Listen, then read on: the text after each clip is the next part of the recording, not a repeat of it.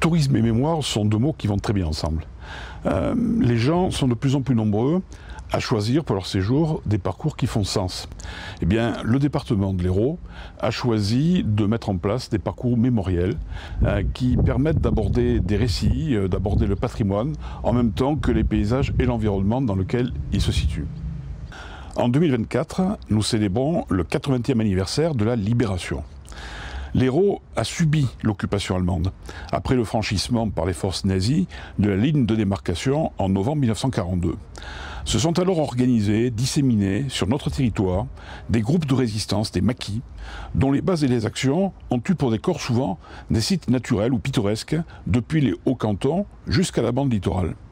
On est au cœur d'une forêt verdoyante, en bordure d'un cours d'eau, aux abords d'un village attrayant.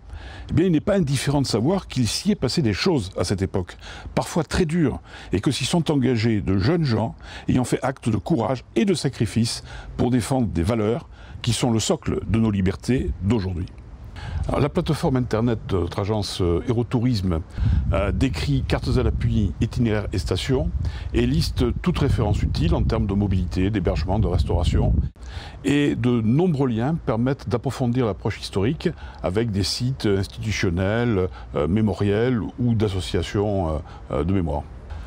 En 2024, nous commençons avec un parcours dédié au maquis Bir Hakeim et nous le compléterons à partir de 2025 par un bouquet de parcours mémoriels ayant trait à tous les maquis qui ont évolué dans le département de l'Hérault dans la même séquence de la Seconde Guerre mondiale.